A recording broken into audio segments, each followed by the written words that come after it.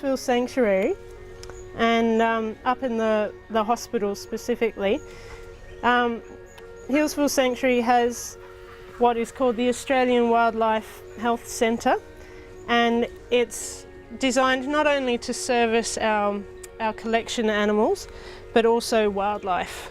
So people bring in you know, these orphans or an injured animal. Now that's perfectly normal wombat behaviour. Yeah, so people will bring in their sick, injured or orphaned wildlife, and the vets and other hospital staff will will look after their medical needs, at which point they would either go into one of the wards behind you, or they would go off to a carer. This is Belle, and she is around 10 months old. It can be hard to judge. She's over 6 kilograms. Belle's mother was hit by a car, and the people who saw her on the side of the road went over and checked to see if the wombat had a pouch, and Belle here was inside. She likes to be rocked.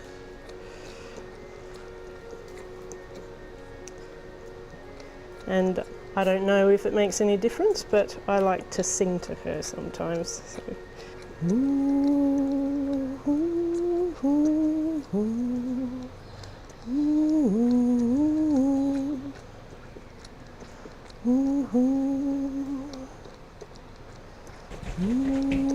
Come on, come on. This is my little wombat shuffle. It gets their attention, usually. Good girl. Nice work, Belle. At this stage, she usually likes to have a little cuddle and a bit of a snooze, but because Phoenix is here, she'll probably want to get down and play. Good girl. Oh yes, you like that, don't you? Yeah, you too, Phoenix. What I love about wombats is that they're very, they've got good, funny characters, extremely cheeky. Phoenix is very confident. I think of her as a bit of a tomboy. She often acts inappropriately, biting things she's not meant to. And Belle is a real lady, so she's quite shy as well of people generally. Phoenix doesn't only like people, she seems positively fascinated by people, so I have to, I'm often chasing her around trying to get her back. And Belle's much happier to stick close to me. Aren't you, darling? So, and then again, they've got a lot of similarities. They like to dig and nip and headbutt me. Yeah, they're my beautiful monsters, aren't you?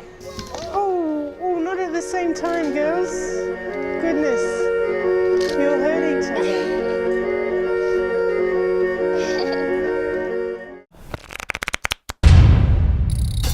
Hi, hello, welcome. We went to Japan to meet Takako of Cat Print, the world's premier feline cat tailor. Takako was sick some years ago, and she all of a sudden said that one day she had this dream where God came down and told her, you need to make clothes for cats. And that's what she did, and it became hugely popular in Japan. She spends all day designing cat clothes, and she dresses up her cats. We decided to put out a book of her creations called Fashion Cats. It came out last year. Check it out in the description below, and now here it is, The Cute Show.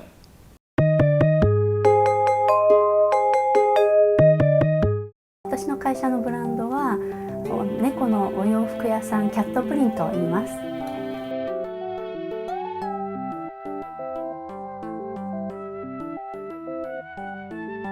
イメージしたのはただこう書いておくんですよ。で、1、2年後になってるともう完成して作品になってたって後でびっくりするんです。これとこれもこれなんですね。Hello. I am Prince. Hello. Welcome. Welcome. 私が女王様のプリンです。プリンンは今9歳です。プリンが3歳の時にとっても寂しがるようになりまして、お留守番する時も一人じゃ寂しいので弟を探しましたらこの子がやってきました。はいはい I'm コタロウ Hello New York なんだなんだこうちゃんこうちゃんコウタロウが初めてこのお部屋で出会ったんですけど、プリンは他の猫を一切受け付けないんですよ。認めないのにこの子はどんなにプリンに威嚇されてもシャーって言われてもその日からくっついていくんですよ。でプリンちゃんはもう数分でコウタロウを受け入れたんです。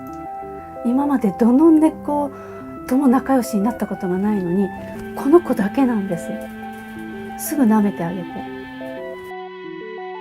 ほとんどが私の力ではなくてどこかなんか違う次元から来ているようなんですね。イメージするんですけど、これも実は私の力ではなくてどこか違うところから次元からやってくるんですね。イメージの映像として、その映像をこのなんか3次元に形にしていくっていうのが私の仕事なんですけど、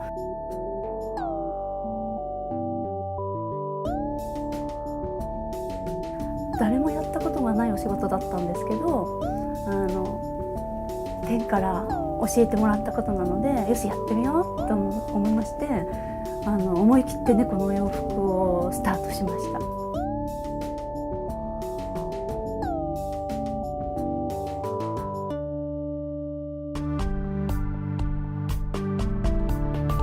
一つ一つはハンドメイドなんですか？そうですね、もう一点一点手縫いでしっかり作っております。今まで何点ぐらい制作されましたか？もう想像もつかないです。わからないです。もう途方もない数ですか？わかりませんね。1万点予想はちょっとまだわかりませんね。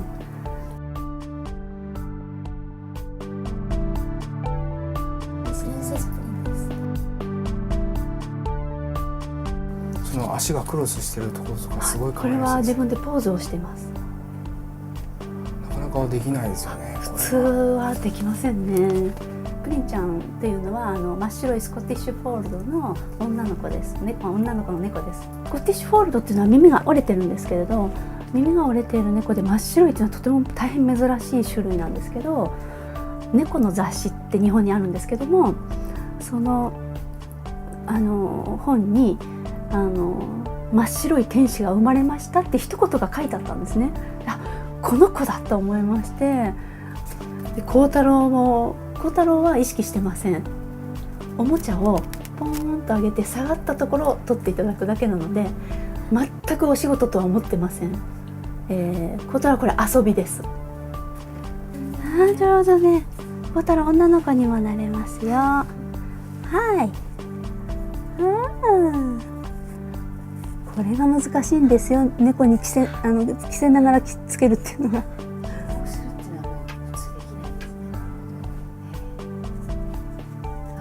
もうなんでしょうね。もうなんでしょう。とても幼いんですけど可愛い子供です。この子はコスプレとか楽しいお洋服がとっても似合います。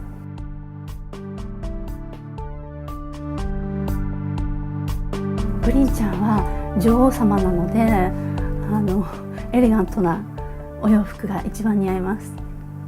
女王様みたいに凛としてまして、あまり猫らしくないんですけど自分の意志をしっかり持っている猫です。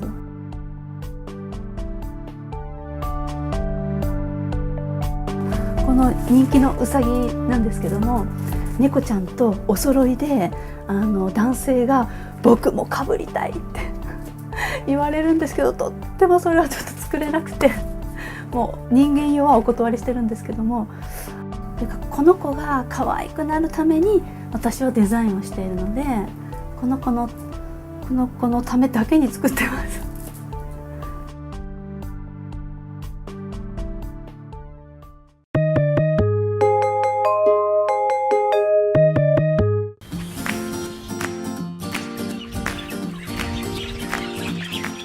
Wir sind hier auf dem Gnadenhof Lenitz.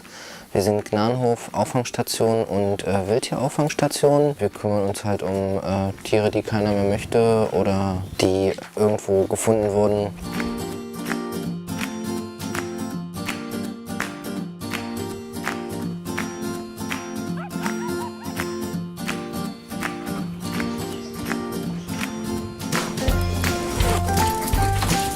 Also mit den Schweinchen war es wie folgt. Die Sunny Schulz, die Chefin, hat einen Anruf bekommen vom Wildtierschutz Deutschland, ob wir nicht 6 Wildschweinfrischlinge aufnehmen können. Mutter sei wohl erschossen. Also es sollte jetzt kein Aufruf sein an alle Leute, irgendwie durch den Wald zu rennen und Frischlinge aufzunehmen und sich zu freuen, oh, ich habe einen Frischling. Man darf nicht irgendwelche Wildtiere aus der Natur nehmen. Da kann man richtig ordentlich Strafen für kriegen.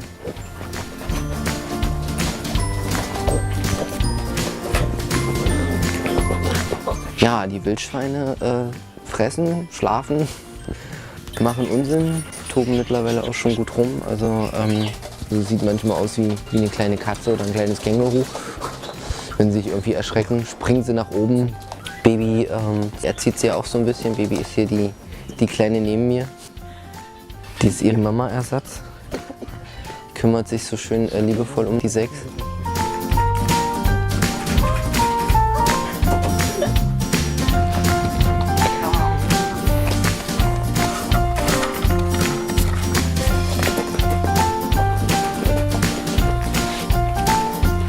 Die Schweine haben mittlerweile alle einen Namen. Man kann sie auch sehr gut unterscheiden. Es gibt da zum Beispiel einen, das Pünktchen, der ist der einzige, der schwarze Punkte im Fell hat. Dann Nesti, das ist unser Nesthäkchen, das ist die kleinste. Dann Diva, Borstel, Ernie und Bert. 3 Keiler und 3 Bachen.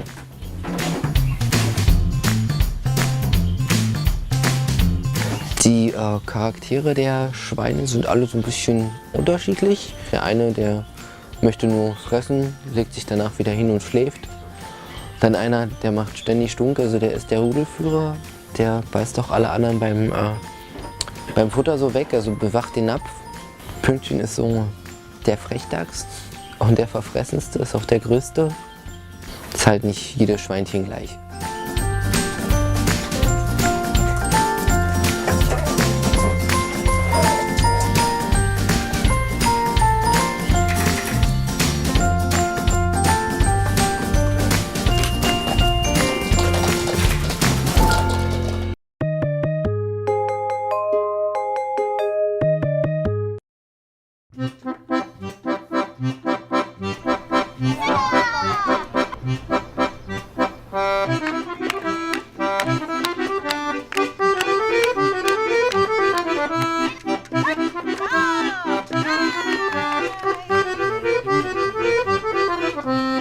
もう日本でね55、6年もその犬のサーカスをやってるわけね。その一番最初の時から捨てられてるワンちゃんを保護してそれでショーを。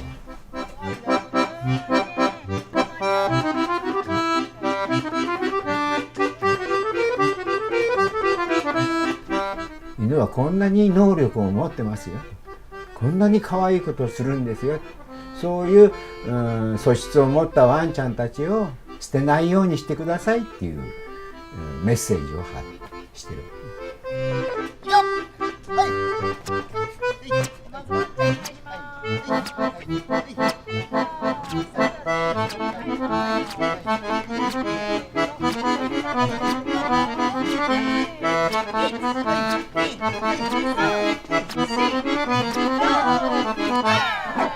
ギネスは一応3つ持ってます。大縄跳びで飛ぶやつと、はい、ワンちゃんの首の周りを30秒間にどれだけ回れるかと、それと足をこう回して足の上を何回30秒間で飛べるのかというのをギネス記録を3つ持ってます。すごいですねそれ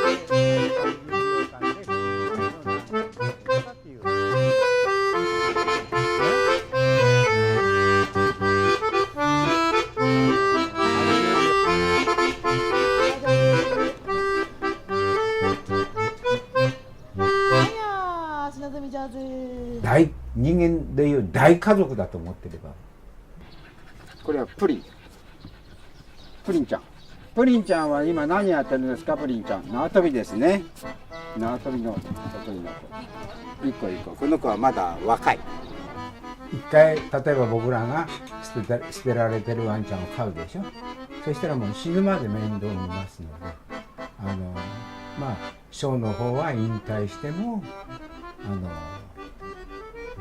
寿命で亡くなるまではうちの方でずっと飼ってます。で、日本全国、あるいは韓国も行ってますし、香港も行ってます。もういろんなところで子どもたちが喜んでくれる、あるいはお年寄りが喜んでくれるところがあれば、イベントとして行きます。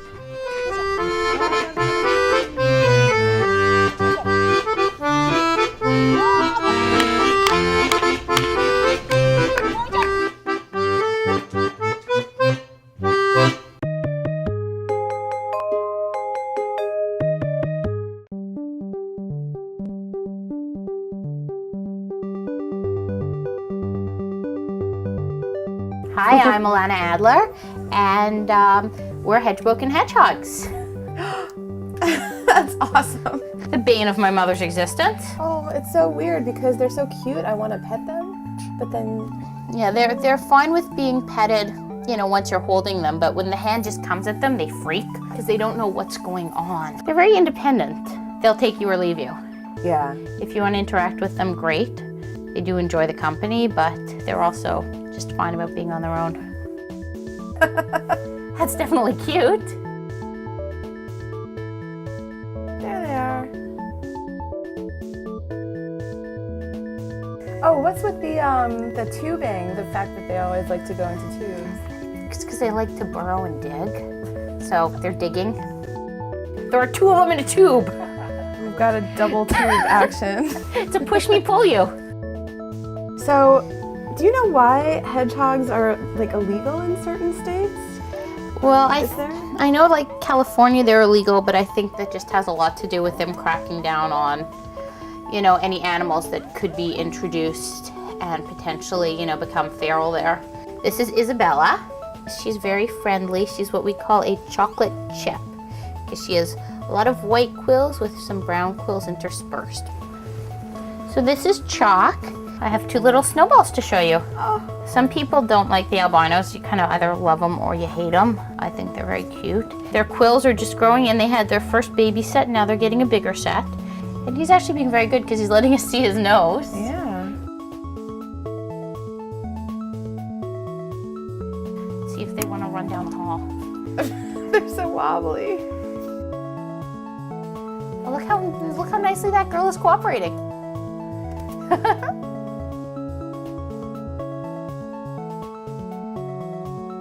This is Oren. He's one of my boys. I'm a big Pudgemeister.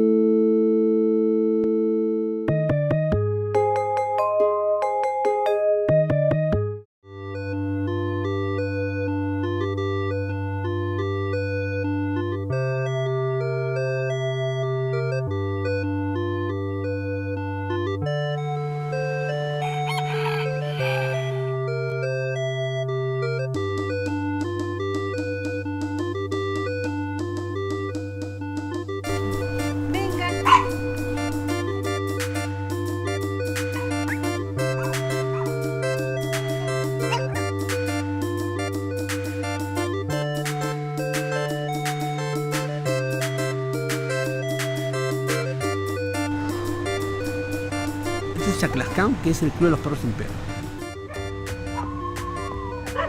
Yo lo conocí, me pareció algo exótico, algo rarísimo. Yo lo conocí hace tiempo, yo los veía en la calle, pero los veía feos, ¿eh?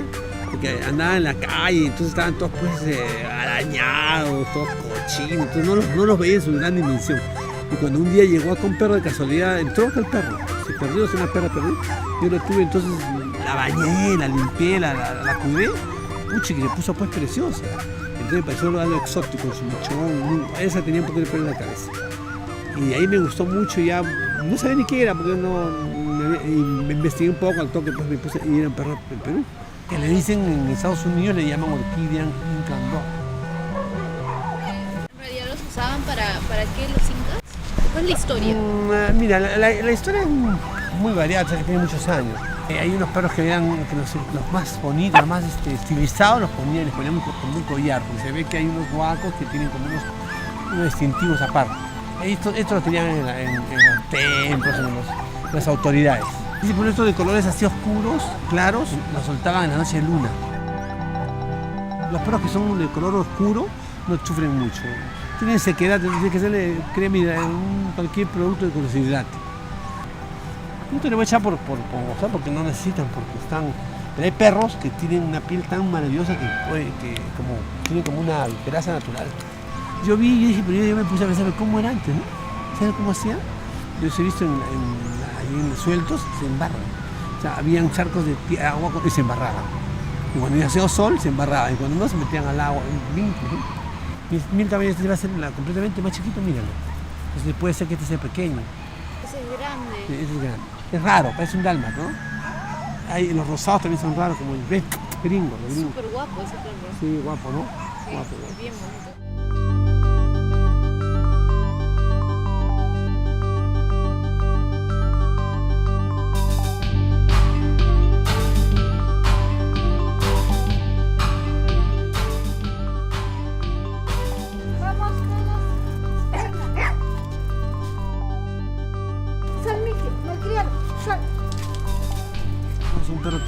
Es un perro tranquilo, hasta para comer. Comen despacio, son muy tranquilos. Les encanta esta vaina, es el Caribe. Mucha gente viene, interactúa con ellos, los agarra, los toca, los mira, y mira, es un perro peruano. Entonces cambia de opinión. Muchísimo. A mí nunca me ha gustado, pero ahora que estoy acá, me han encantado.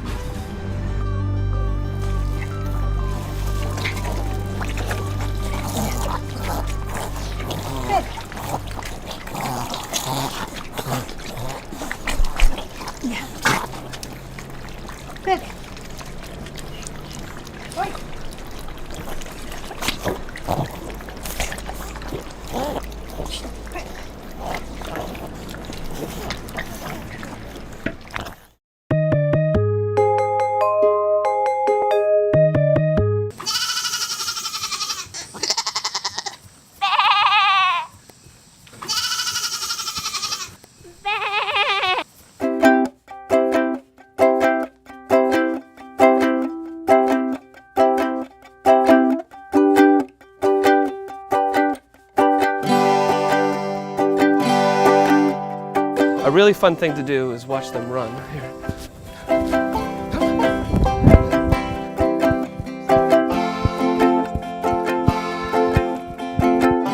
This is the family farm in Massachusetts. Been here for about 20 years. These goats, they're three brothers. They're Nigerian pygmy goats.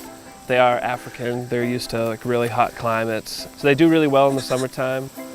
Right now, at about 6-7 months, their guts, their stomachs get a little rounder on the sides. But for the most part, they stay that size. So this is morning, this is noon, and this is night. Night is sort of the ringleader of the gang here. They have back teeth, and most of the time they just kind of grab the food with their lips. So you don't really ever get bit unless you really stick your finger in there. And they're very, very gentle. They're bred off dairy goats, but these guys don't produce milk or anything. They're completely just for show and for fun. We have blueberry bushes, raspberry bushes, and this grapevine. But they really like these leaves. They're very bitter. They don't eat the grapes, it's too sour for them, but the leaves are bitter enough, and they like the texture. They also like, too, is if you rake up in the fall a lot of dead leaves and put them in bags. They like crunchy, they like the texture. Oh, he's sneezing.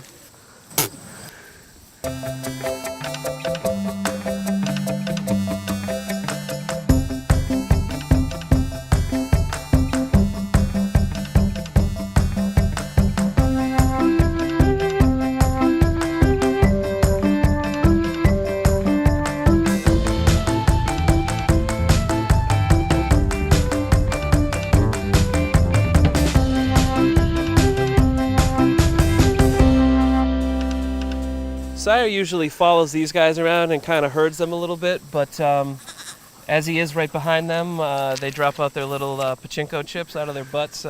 He definitely will eat them.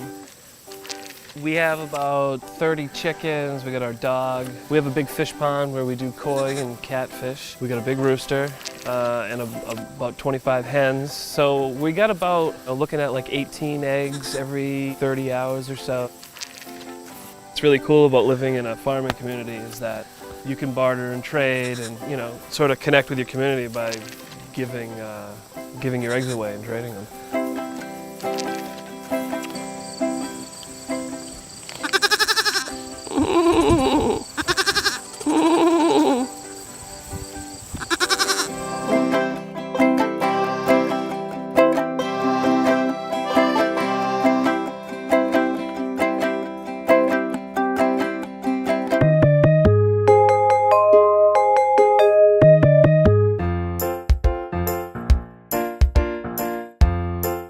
我叫李看兰，现在是在那个云南野生动物园，我所负责就是那个小熊猫的那个饲养管理。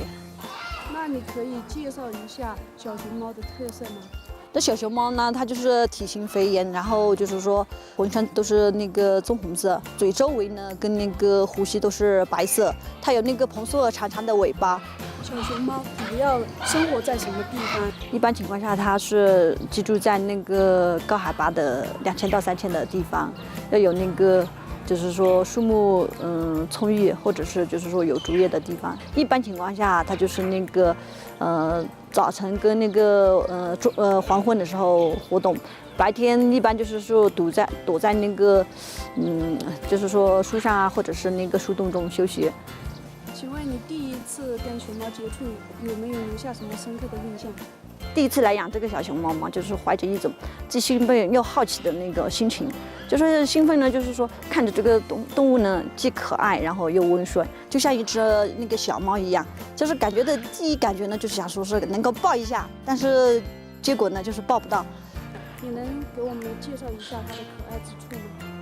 它可爱就是说，在它那个采食和它那个睡觉，它睡觉的姿势一般就是像一个小猫，然后有时候会那个手枕着那个头，看着比较可爱一些。就是在吃的过程当中嘛，它又是比较斯文的那种，然后就是说吃过东西以后了嘛，它又喜欢那个清理啊之类的，也是比较讲卫生的一种动物。你给我们介绍一下它的一日三餐。小熊猫它的采食主要是以那个竹叶或者是那个嫩的那个树叶啊之类的为主食，其次呢就给它补充，就是现在人工饲养情况下嘛，就是给它补充一定的那个维生素啊、蛋白质啊之类的，就有那个水果，像苹果啊、梨啊，之类的，因为这些就是说小熊猫比较喜欢吃一些比较含点甜味的成分的东西。那它平均年龄能够长到几岁？一般情况下，小熊猫的情况就是说年龄一般就是在10岁左右，可能就是说人工饲养条件的情况下嘛，可能年龄还会长一些。不要看，快点，吃东西。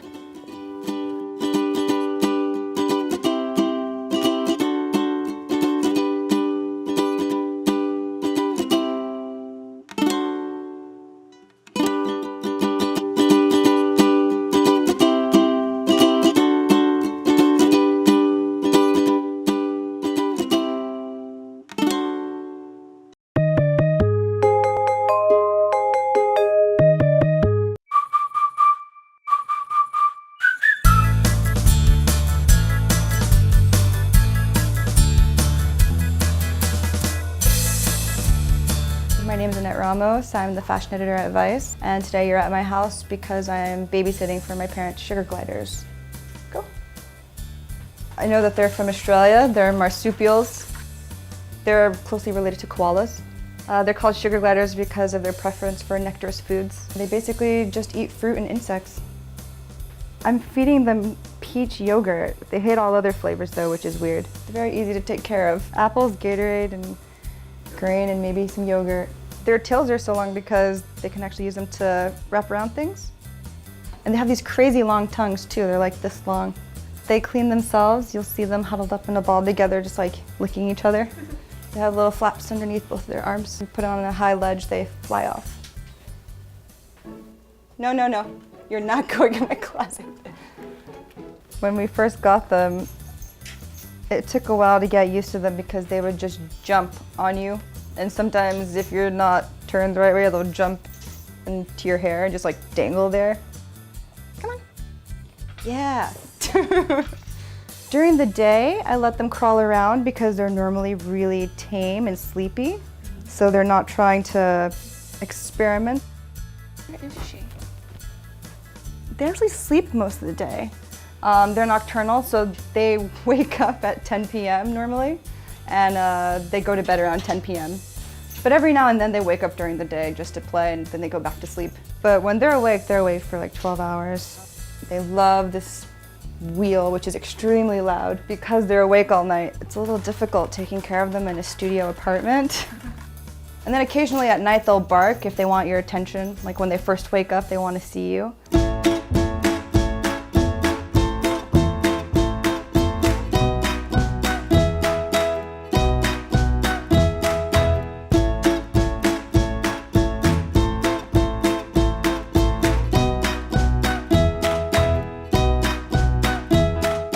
My dogs, they're fascinated by them. I have an Italian Greyhound who, my little Chihuahua, really likes them too. She would just sniff at them if you have them in your hands when you're feeding them.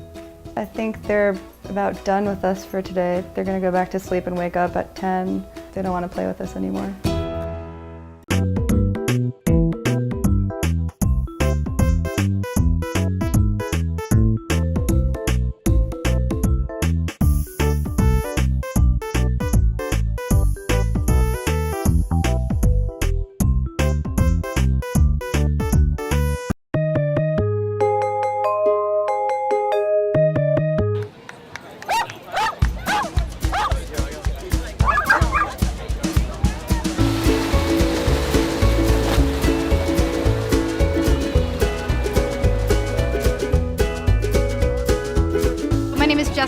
I am the PR manager for Helen Woodward Animal Center, and this is our 7th annual Surf Dog Surfathon. This is the kind of the original surf dog event. We have thousands of people out here, tons of dogs surfing, and so many animal lovers.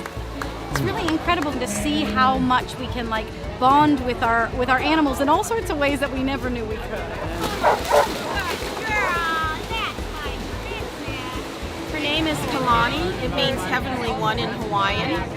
She's 4.5 years old, and she's been surfing since she was 5 months. I don't know if you've seen her antics out there, but she always is got to turn around. She's very playful. Her tail is always wagging back and forth. Good job, girlfriend. She does a lot of different active sports. She's a real agile dog. Hey, Lottie! Oh, girlfriend! Oh, yay! Come, up. Oh, good girl. I'm Michael Lee, and this is Abby, the surfing dog.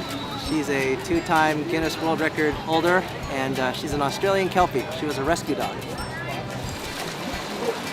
She's 6 now. She's been surfing for about 5.5 years. We got her as a pup, and she was a shelter dog, so we had to rehabilitate her, and we took her out to the water a lot. She just picked up the surfing thing on her own.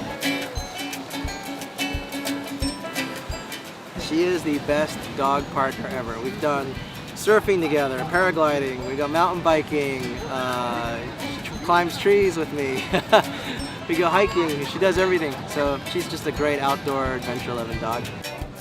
We try to have fun. Abby's favorite thing to eat is rabbits. She's probably like, why do you get stuck with this crazy human?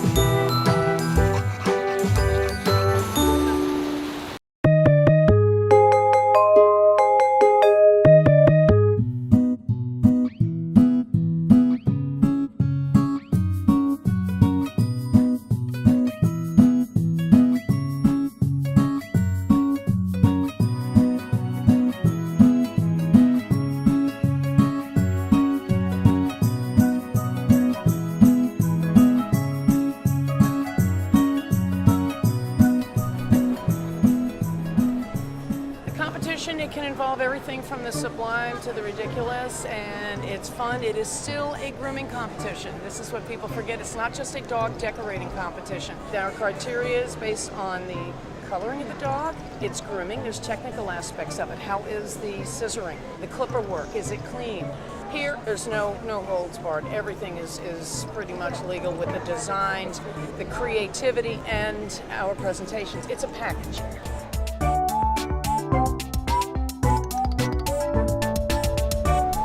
Well, first of all, you walk out with a dog like that. When I go to a gas station on the way here, people bombard me. I mean, they just like, oh my gosh, was he born like that? I mean, I've got so many questions. My dog's name is Kobe, and he is a puppy, and he is designed in a Jurassic Park theme, and the poodles have such great hair for it because it just sticks straight out, so it's really easy to sculpt, and I enjoy it. It's fun. It's a good time to spend with your dog, good time to spend, you know, bonding, and he gets all this attention after he's done, so. Right here, these guys. And the two. Let me do the two on the back. Okay, who are they here? Okay, our winner of the Groom Expo 2011 People's Choice Award is Jurassic Park.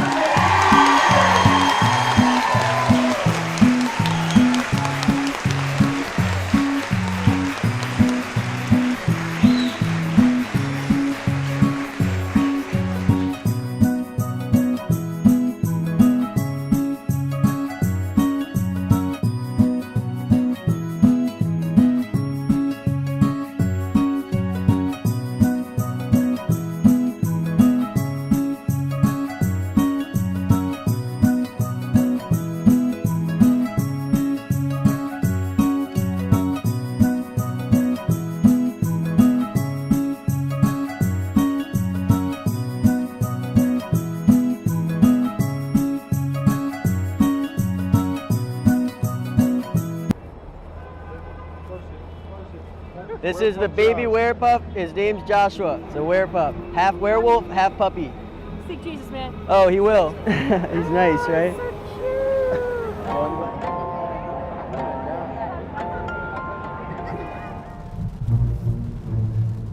So we're entering a town called Coaldale, Pennsylvania right now, which is also known as the home of the werepup, which is essentially a puppy dog merged with a werewolf. So we're about to meet up with Asia, the creator of the werepup, and pick one up and bring it back to New York City to care for. Welcome to Werepups. Hi, I'm Taji. Asia. Nice to meet you. So it's a werepup house as well as a cat house. Yeah. Whoa, this is awesome. I sort of keep like a laboratory vibe going. A lady whose husband used to work in a mental institution, and she let me buy like the whole lot of the stuff for like a good price. This little guy is the very first actual werepup, and I would take like litters of like 6 of these and take them to conventions. And when we take them to conventions, they were selling out like the first day. So we were kind of like, okay, we got to make more of these.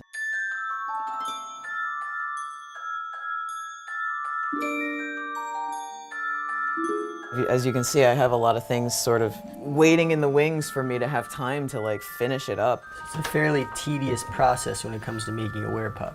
Yeah, it's extremely tedious. It can take a couple weeks. Hair rooting is very tedious. You have to sit with a little needle and plug hairs into it, and it just takes forever. Most of the time I spend doing this, basically. This is the longest part of what I do. Sometimes listen to music, throw on a serial killer documentary, whatever.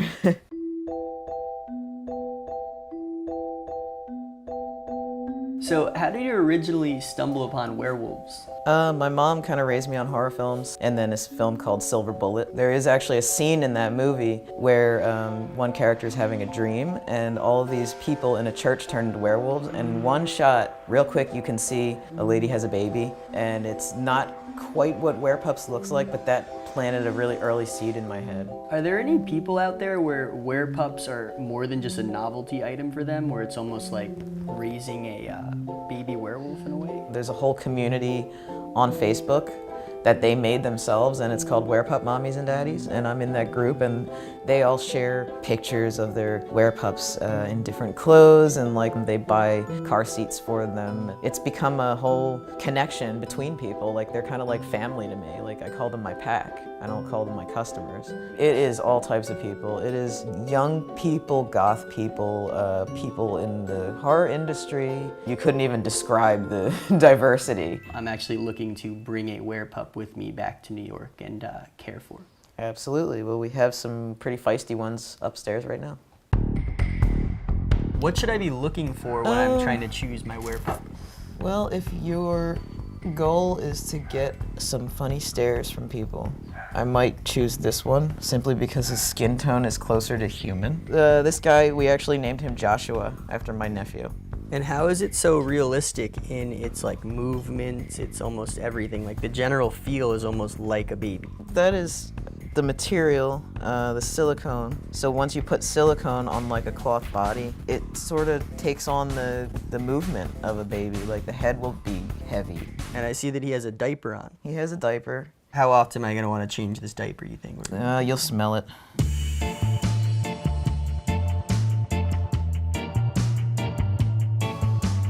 So we got Joshua back to the big city. Seems to be enjoying himself so far.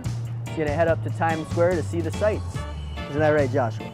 Un niño, say hi. This is Joshua. He really likes dogs though. Oh my God, what is that? Oh, this is just a baby werewolf. How old is yours?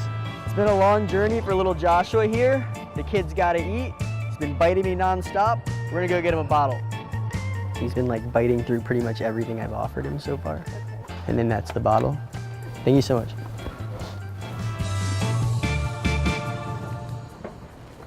I got my bottle, I got my werepup. Now I'm gonna head on the train to Times Square.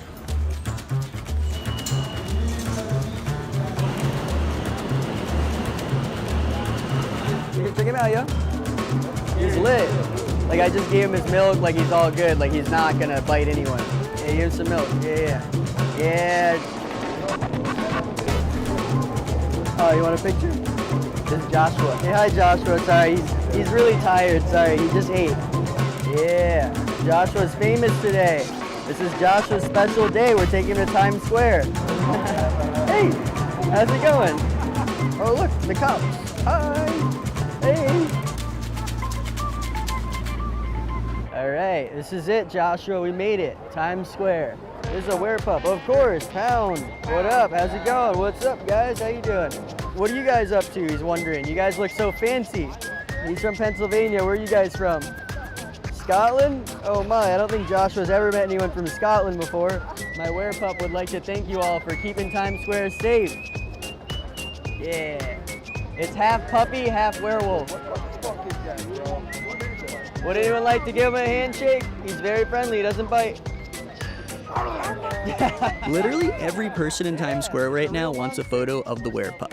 Even people that are usually in Times Square just to have their photo taken actually want a photo of the pup. I think he likes you. I'm quite sure he's going to be a star by the end of the day. My little guy, a star. Want to hold him? Walking around Times Square all day with the werepup has been extremely stressful.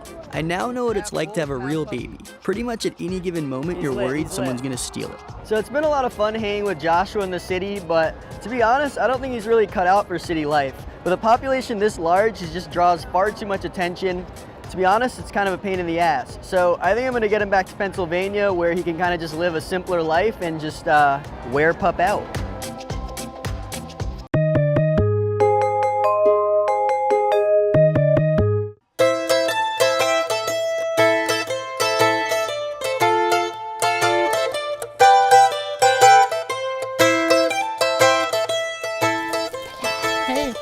Hallo.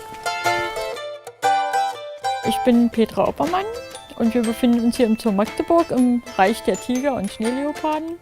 Also unsere kleinen Schneeleoparden sind jetzt so circa 9 Wochen alt. Es könnten fast schon 10 Wochen werden. Wir sind jetzt so in der 10. Woche. Wir sind jetzt schon ganz schön moppelig schwer. Ganz schön schwer. Na komm. So. Das sind ein Männchen und ein Weibchen, also ein Pärchen.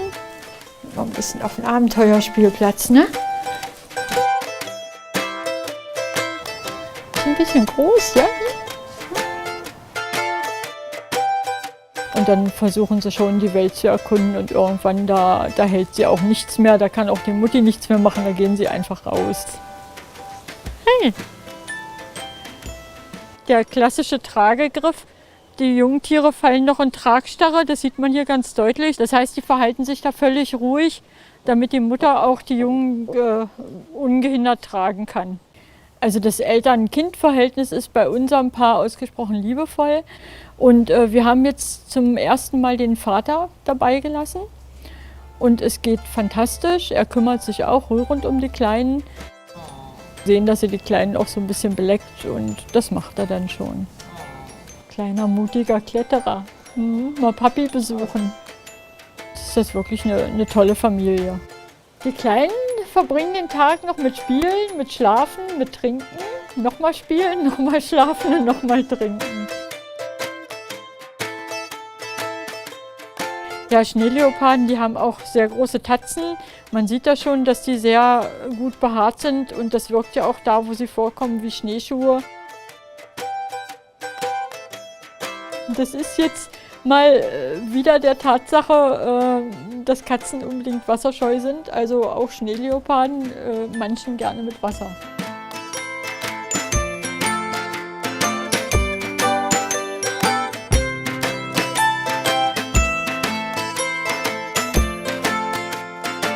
Die kriegen heute ihre erste Impfung gegen die sogenannte Katzenstaupe. Das gibt schon mal einen Pieks und der wird nicht ohne Kommentar hingenommen. Also das gibt dann schon einen Protest. Das ist nicht lustig, ne? Oh, das war's doch schon. Ist ja alles okay, alles okay. Fein, ja? Mann, das war ja toll. War nicht schlimm, ne? Wenn sie was nicht wollen, dann zeigen sie das auch. Die merken auch schon, wenn sie in fremde Hände gehen. Also das kriegen die auch am Geruch mit. Und da wehren sie sich dann schon mit Händen und Füßen, sage ich mal, mit allen 4 Pfoten. Dann kommt der Pullersee vor Aufregung. Ja, also Jungtiere sind ja immer entzückend. Ich meine, kleine Schneeleoparden ist nur was ganz, ganz Niedliches. Und es ist immer wieder schön, egal wie oft man das auch mitkriegt. Auch die Frage, geht alles gut, sind sie am Leben, sind sie gesund? Und wenn man sie sieht, das entschädigt für alles. Ja, schon süß.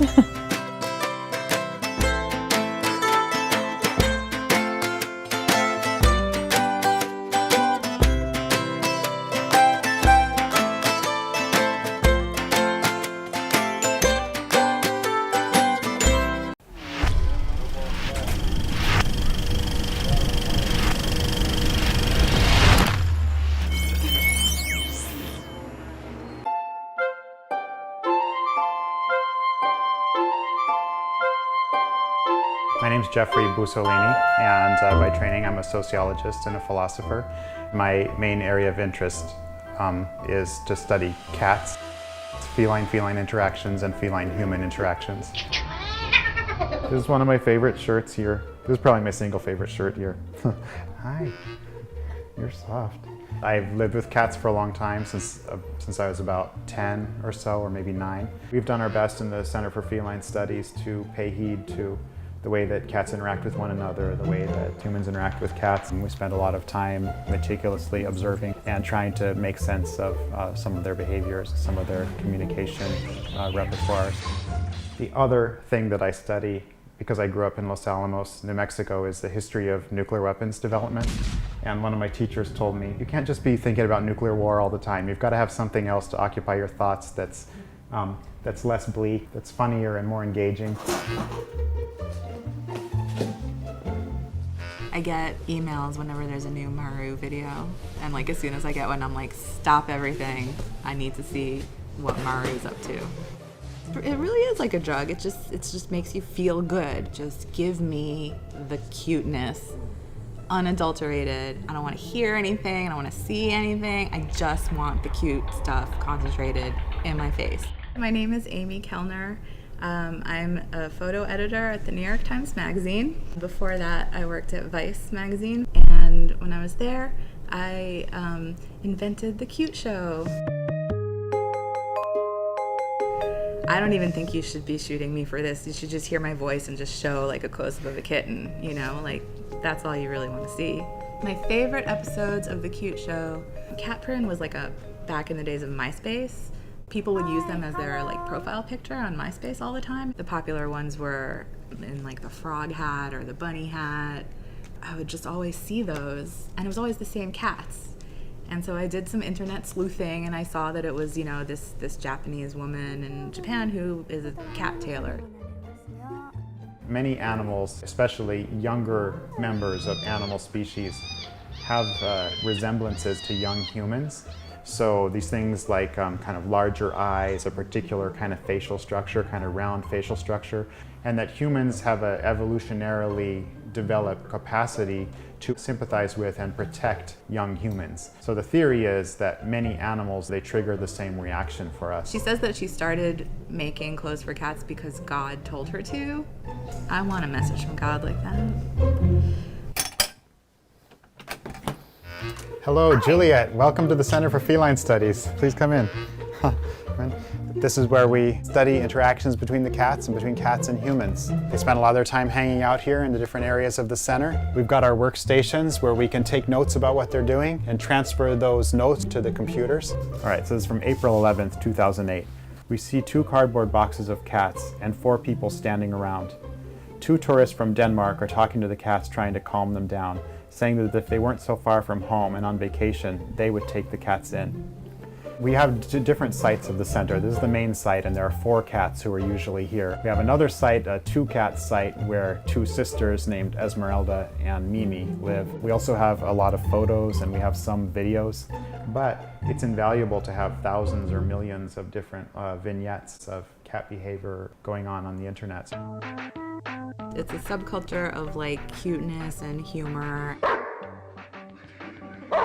There's this underground notion that the internet is made of cats. Maybe you've seen that video. The internet is made of cats. The internet is made of cats. Cats, cats, cats, cats, cats. And that's a fairly persuasive notion. Obviously, it doesn't hold any water technically.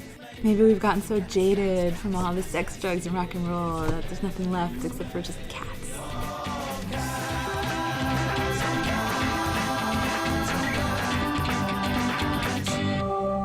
And that's a fact. You know what? I will say the one downside to all the cute cat videos is it's kind of like ruined. It's raised the cute bar so high that now when I see a regular cat, I'm like, oh, you're okay. You know? We as humans are formed by our interactions with cats, with dogs, with other kind of animals. That's something that's obvious to everyone who actually lives with animals, I think. Human culture is extensively indebted to animal references and animal interactions. There is no deep thing to it. That's the beauty of it. There is no, I don't know. It's just like it. And I don't have to think too hard about it. I sound dumb. One of the things we work on in the Center for Feline Studies is cat yoga. We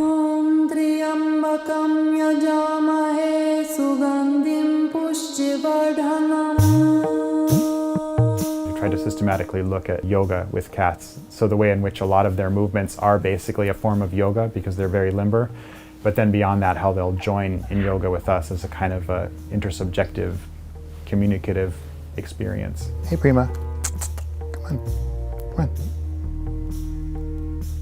Seems like a very likely story that yoga and a number of martial arts were developed based on a really careful observation of the way that animals behaved and then trying to imitate that for humans. I'll try another kind of breathing exercise. During this one, if we're lucky, Quatrina might hop up here.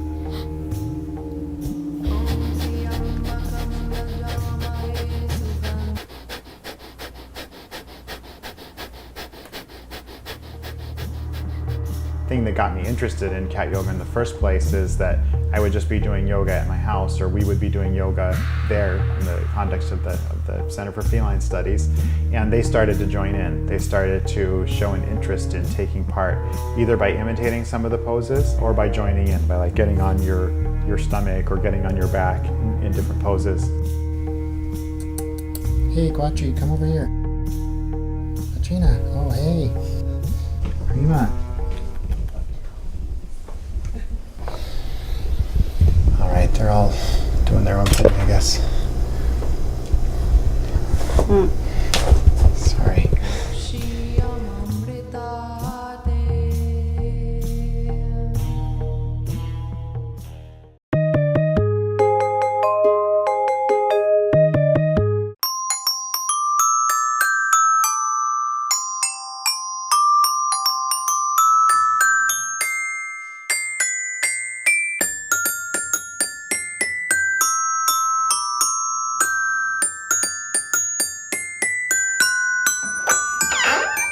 Hello, my name's Eileen. Come and see the red squirrels.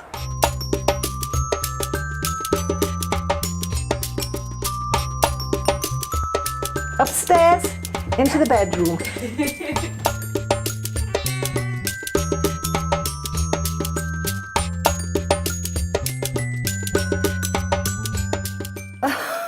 Right, get out. You. Red squirrels are, I think they're reported to be the most intelligent of all the small rodent family. They are, without question, one of the cutest mammals we have in this country. There's no doubt about it, if not the cutest.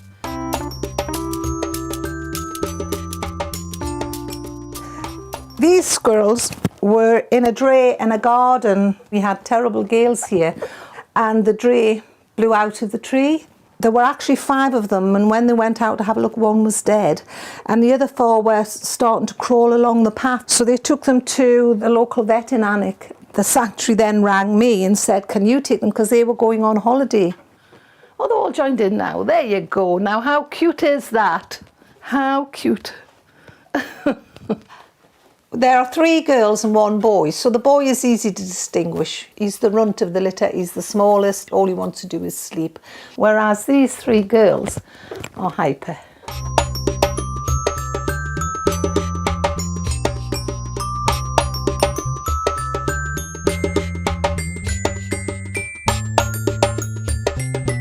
You fall, oh, yeah, there he goes.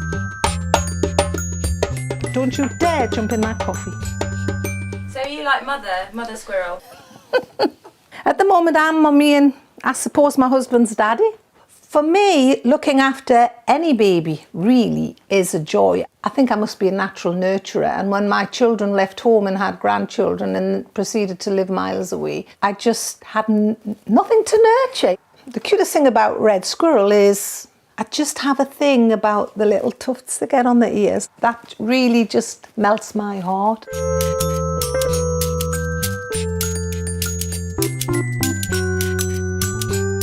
There's a question mark over humanising with wild animals. You know, a lot of people will say that maybe we've got them too tame. But my feeling is that if they were with their mother would be nurturing them. And I just feel that when they're very young and vulnerable, nurturing won't do them any harm.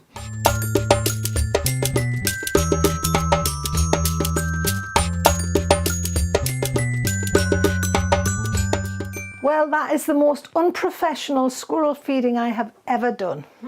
It's a very bittersweet moment the day they go. If they're fit and they're healthy, then you have to release. And they are all fit and healthy, and I can't at the moment anyway see any reason not to release them. I'm going to be so sad. You had such a wonderful day. And now it's time to go to bed. Tired little squirrel. Oh, look. Time to go to bed. Yes, you can be Zebedee. There you go, into your bed. There'll be a little bit of argy-bargy, bit of rough and tumble, and then eventually silence.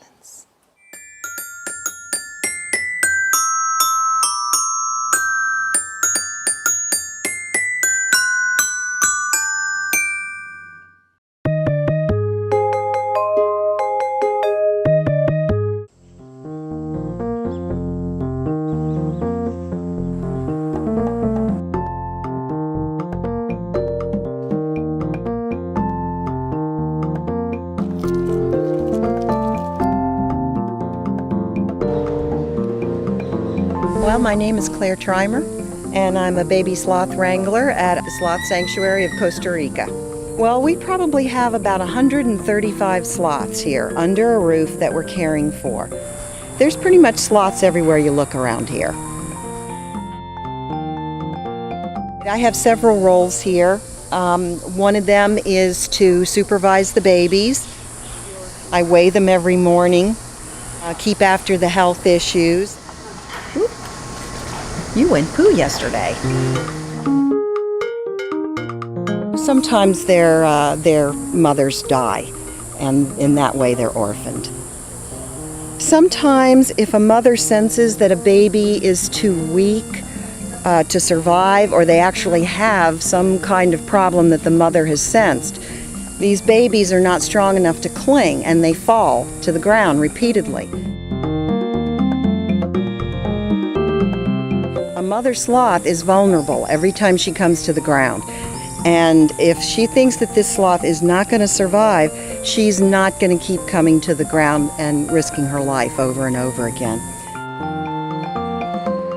I love sloths because it's been my favorite animal for about 10 years, but I love their sweet little face.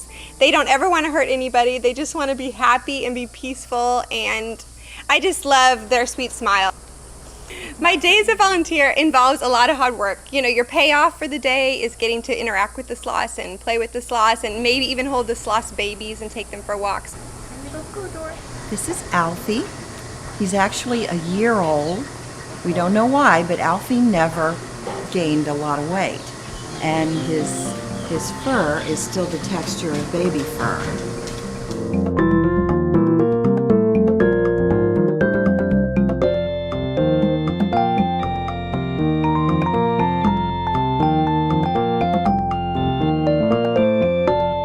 6 a.m. in the morning, we clean out their cages. We really get to wake them up, which is a great time for us. One of our favorites is Delilah, and she will actually pull the towel back over her head because she doesn't want to see you in the morning. She's way too tired. Sid is our absolute favorite. My sister and I decided to adopt Sid. Adopting him does not mean that we can take him home. We wish we could, but we know we can't. So we just signed a little certificate that we are adopting Sid. The money goes to the program, and we'll write to him and send him letters and everything. He'll like actually grab you under your arms, like he likes to be slow danced. Should we dance, Sid?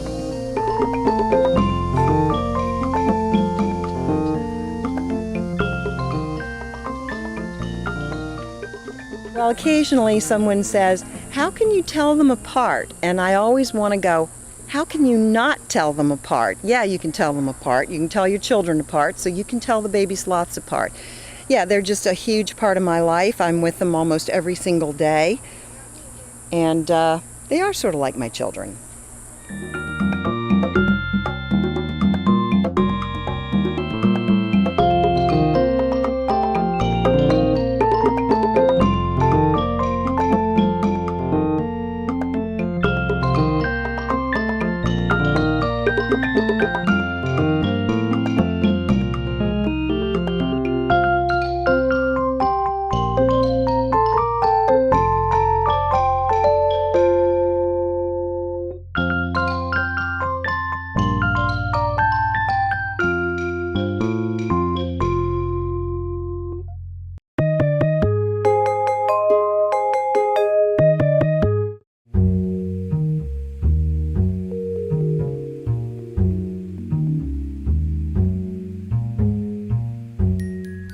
This is Secret World Wildlife Rescue, and we've been established in Somerset for 12 years looking after all British wildlife casualties.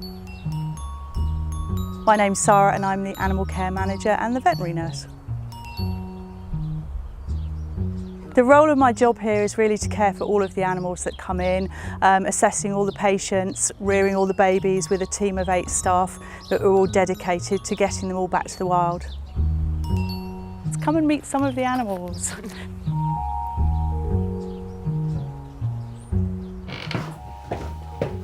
Come in. Right, they are here somewhere. There's something moving under here. Hello, little face. So if you see, this is the kitchen of Secret World, where most of the babies come in to begin with, of which this is the first of our baby badgers, which you'll meet, and she's called Sage. Badgers are really lovely creatures, as you can see. They're very, very playful.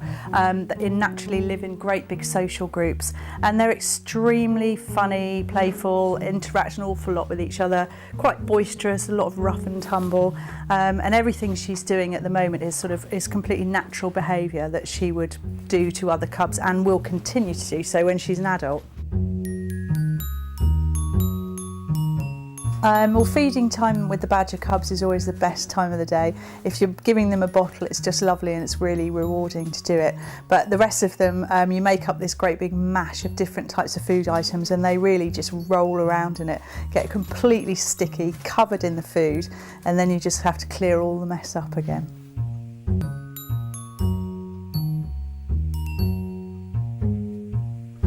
This little one is called Minty, and he's still having a bottle because he's a bit babyish, aren't you? You want your bottle now? It's lunchtime.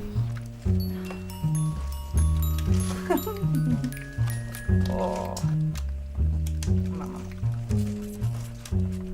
As you can see, she gets absolutely into everything. Really, really mischievous little madam. No. Oh. What have you done? What are you darling? Hello? Hello? Get off. Such a naughty badger. When you've got 4 badger cubs running around the kitchen, you don't know who's been fed. If you don't know who's been fed, if you go, you can actually hear the milk in their belly like a coconut. When it comes down to it, that's the job. Everything goes back to the wild that can go back. You know, so you kind of always have that in the back of your mind that you know they're going to go one day. And it is sad, but it's good for them, isn't it? It's good for you.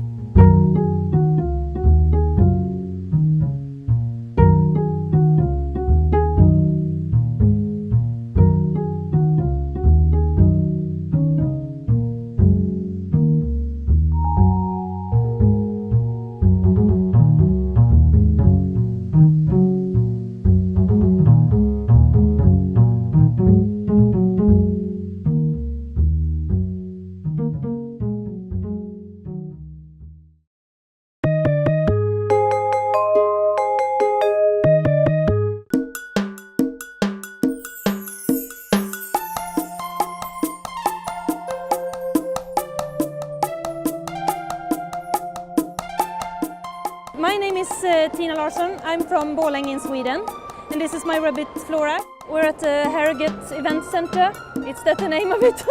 Yeah. Me and Flora is doing rabbit show jumping.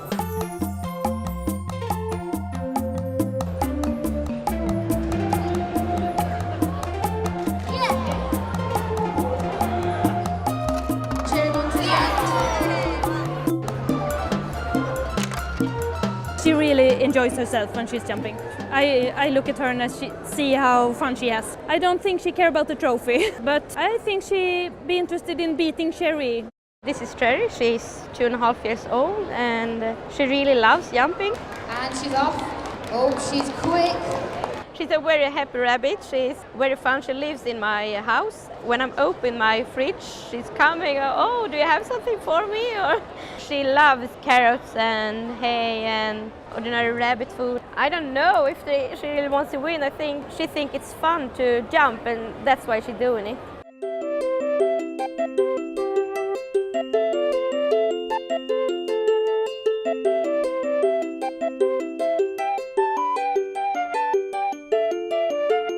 Max's full name is Maximilian.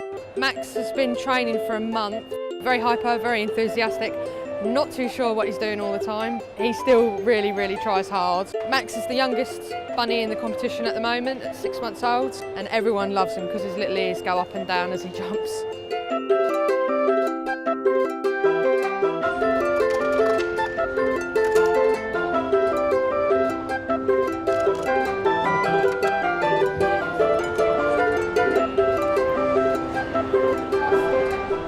Rabbits with us today, who will tackle the 10 jump course.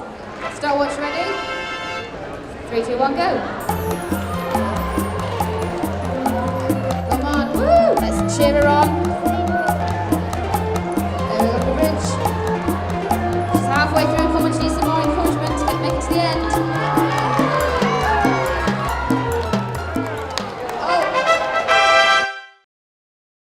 prize in the competition this weekend is a trophy. I don't think we're gonna get it, but who knows? I never train her because I compete so often in Sweden, so she doesn't need to train at home. She trains at competitions. And she's off. Oh, she's quick. Could she be the winner? Oh, she's on a roll, come on. Cheer her on, she's nearly there. And she did it.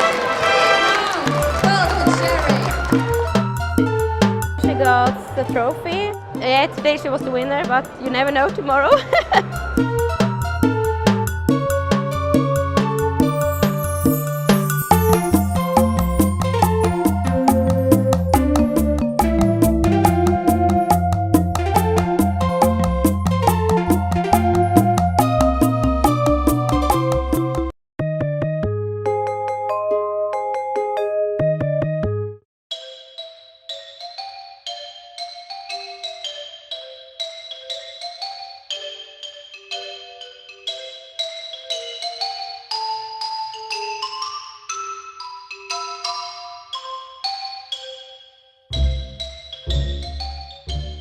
Salve, sono Franca, siamo a Villa d'Adda, in provincia di Bergamo, sono parte del gruppo di falconieri delle Orobie. Io sono Martina, ho 12 anni, devo compirne 13 quest'anno, lei è la famosa Molla, non ha ancora compiuto un anno, però è già diventata la superstar.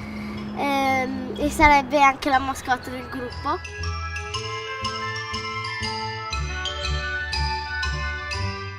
L'abbiamo chiamata Molla quando era piccola perché molleggiava proprio per mettere a fuoco e anche per camminare, proprio era buffo, quindi gli hanno detto Molla, va benissimo.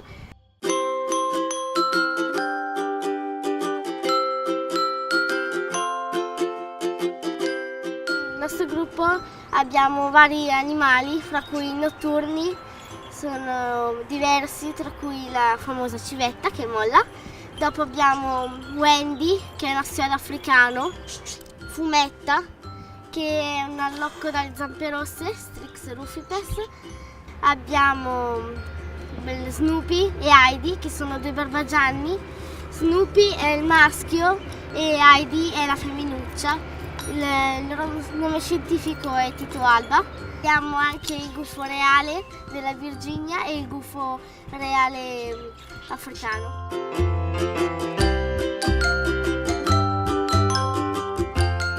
Poi abbiamo la civetta della Nuova Zelanda e l'assiolo europeo.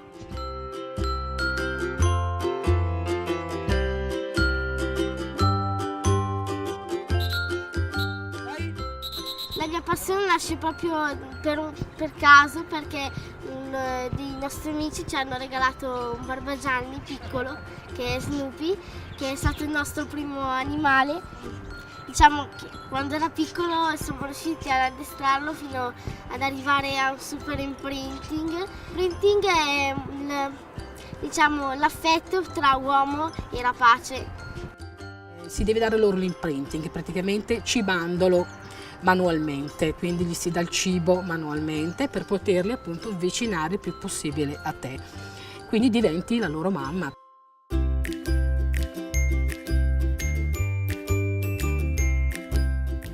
Loro hanno una patina che praticamente si spalmano con il beccuccio, loro vanno a una ghiandola e all'interno di questa ghiandola c'è questo forno di grasso, di liquido, e infatti noi quando siamo nelle piazze cerchiamo di far toccare il meno possibile.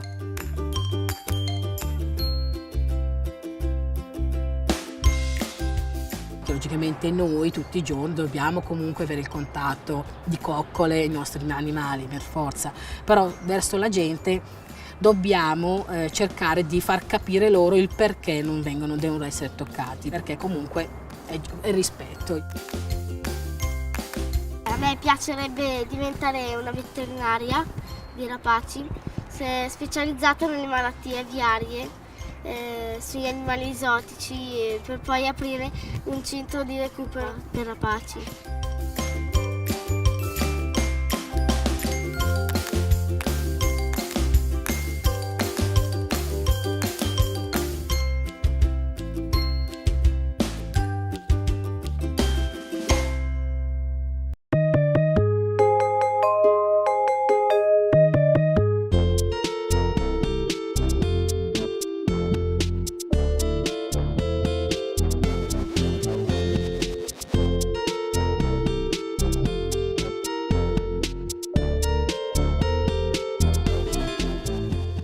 Hi, I'm Lucy. This is Misty Meadow Farm in Kent. Let me show you our ponies. This is Olivia. She's 9 years old. She's my best friend, really. She's really sweet. She's very quiet. Olivia's favourite food is probably things like carrots, apples, but she is actually on a restricted diet. She has a mask that she wears when she goes out during the day because she'll just pig.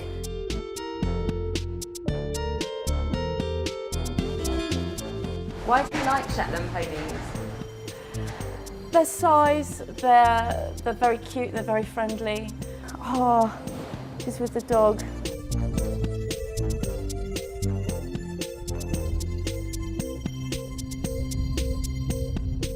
Shetlands tend to be a very piggy breed of pony. We do things like jumping with her to help her basically keep the weight off.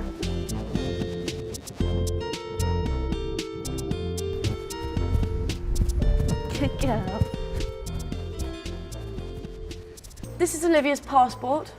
All ponies basically have to have a passport which will record any injections that they've ever had, and also it will show their family tree so that when you buy them you know where they've come from, what their background is. Olivia's father is called Toy House Mousy Prince John of Lancaster, and her mother is called Copperfield's Betty Boop.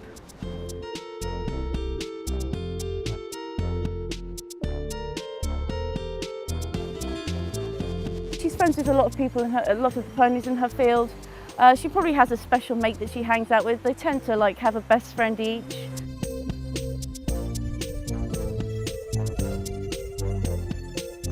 This here is Julianne. She's pretty much, I would say, one of the naughtiest ones that we've got here. She's actually wearing a muzzle because she's got a lot of weight on her at the moment, and the best way to keep it off is to have this muzzle thing on her. But it's actually the first day she's worn it and she hates it. We've had a bit of an issue with the fencing over there, which we've sort of had to put up a makeshift sort of barricade. Well, basically we turned up one day and found that Olivia and Julianne had got in there and they were scrumping away on all the apples. Some Shetland ponies actually don't care about electric fencing and they're happy to take the shock, basically, just to get to the grass that's on the other side of the fence. So the darker coloured pony that's closest to us at the moment, she's called Tia, and her little foal is called Morgan. He's a boy, he's only a week old. And then the other one over there, she's called Holly. That's her daughter, who was also born last week, called Hannah.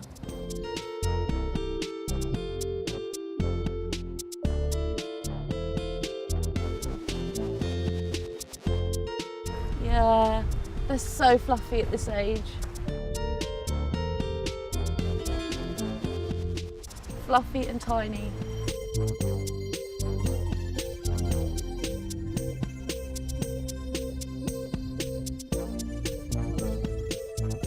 Would you say that you're quite good friends now? Yeah, she is. She's my little girl, she's my little pony. I love her.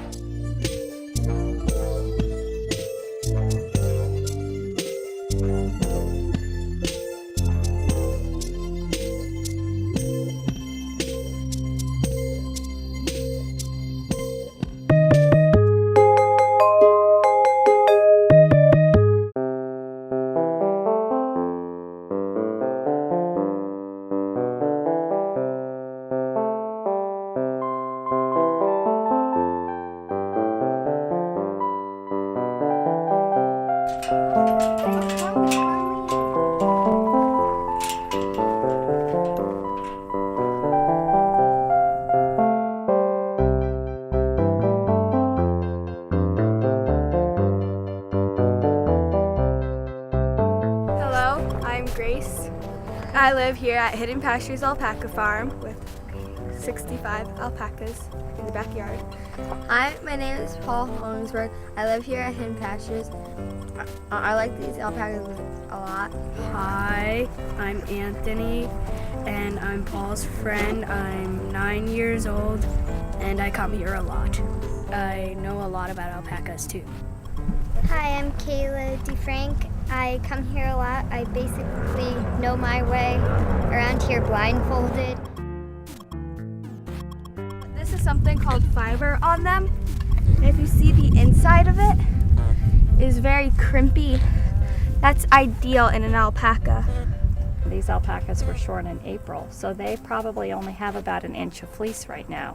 At full fleece, they'll have 4 to 6 inches of fleece, and they'll be shearing 5 to 15 pounds of fleece off their bodies.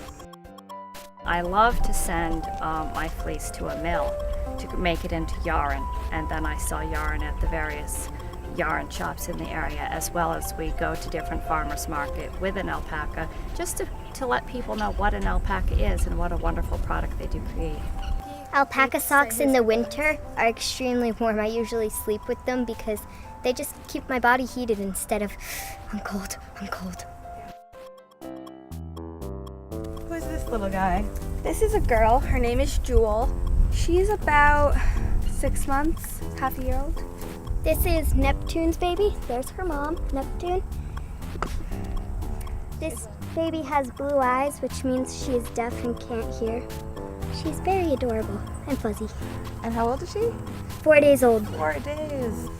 This one's Terror. He's the terror of the group. But he bothers everyone else in the herd. He doesn't have a name yet, but he's very cute. They make a humming noise, which is what Charisma's making to her baby. They also make a clicking noise, that distinct click. And when the male is breeding with the female, he orgles. What does that sound like? You can't make the noise.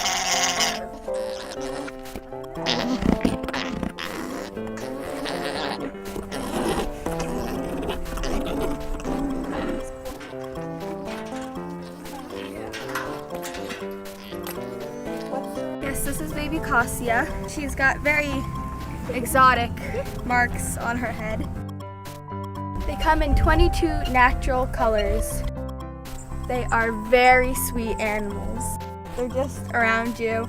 They're not trying to hurt me in any way. They're not trying to run away from us because they think we're a threat. They're just being peaceful. Yes, they're very peaceful animals. And they can't bite you? They cannot. They only have bottom teeth.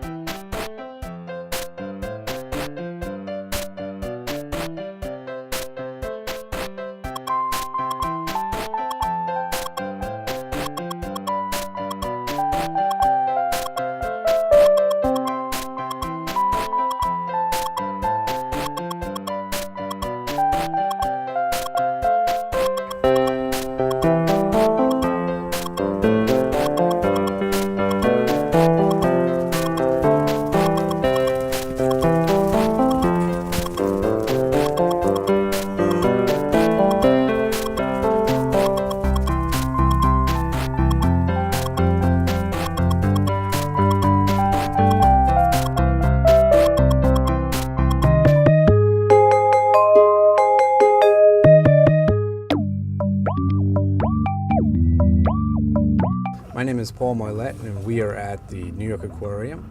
I am an animal care specialist, and my job is to maintain the health of all the animals in our collection. We work with a variety of species, mostly marine mammals, but we also work with some birds as well. How often are baby walruses born here? Right now there's only about 28 walruses in zoos and aquariums in the United States. There has only been 15 births in the United States in the past 31 years. And out of those 15 walruses, only 6 have survived. This guy's number 6. Tell me about his name. His entire name is Akatusak, which means gift given in return in the Yupik language, which the Inuit people speak. But we decided to shorten it a little bit, kind of for our benefit, and so now we call him Tusak instead of Aki. How much did he weigh when he was born? We guesstimate that he weighed around 115 to 120 pounds, which is just about average for a baby walrus. It's a little over 8 months later, and we just weighed him this morning. He weighed in at 364 pounds. So he's quite large. In fact, he's a lot larger than his father was at the same age. An average weight for an adult male Pacific walrus is around 3,300 to 3,500 pounds.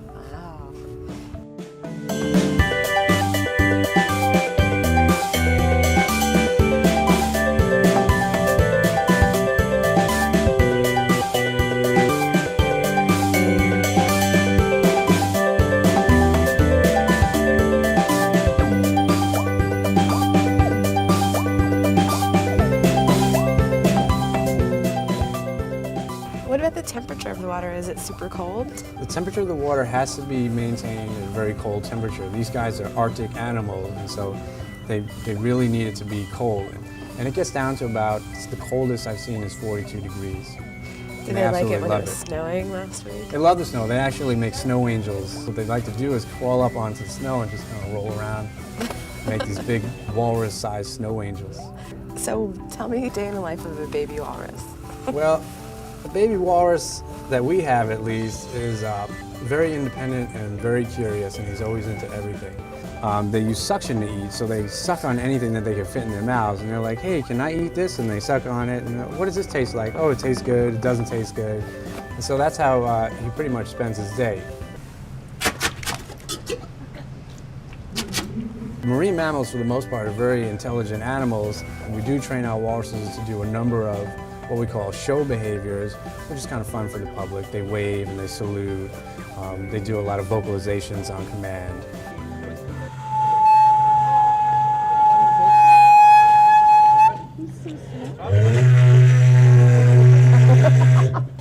Can you hug a walrus?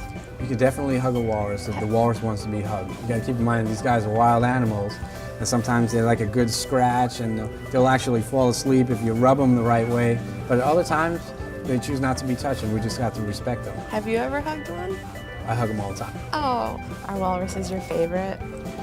I have to admit that walruses are my favorite, yes.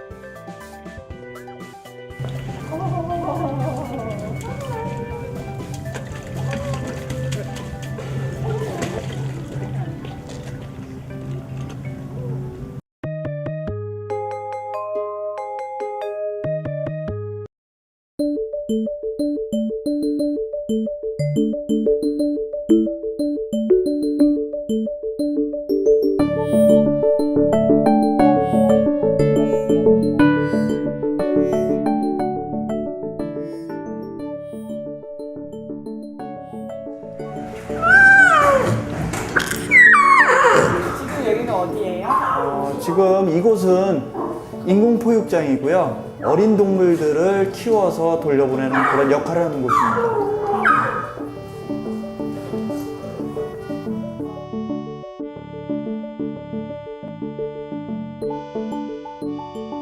색깔이 가장 진한 이 녀석이 거니, 네.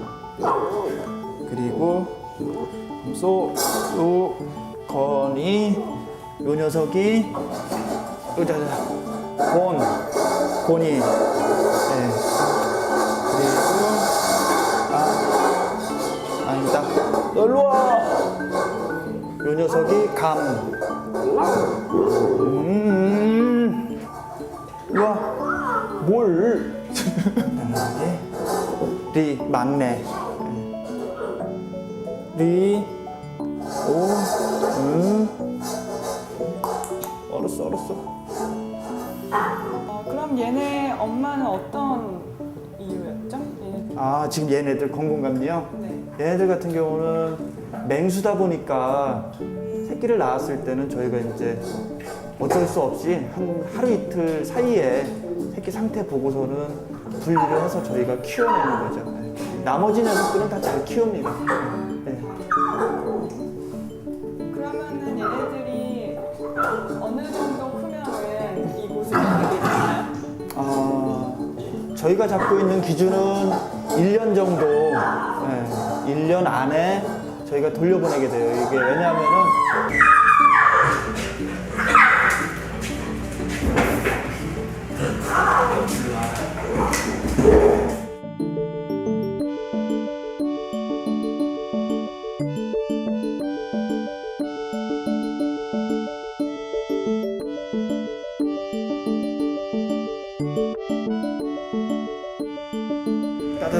하니까 여기가 이제 거의 뭐 동물들 먹이를 여기서 해서 저희가 조리를 하기 때문에 요 안에 모든 게 다 들어있어요.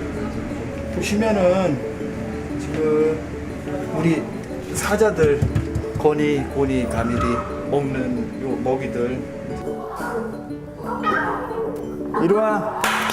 이리 와. 야, 이게 또 말을. 이리 와. 이리 와.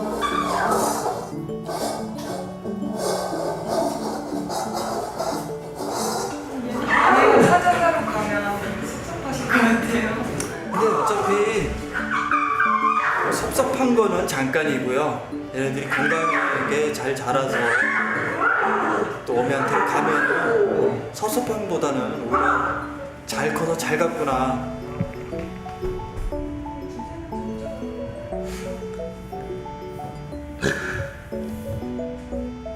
안녕. 안녕.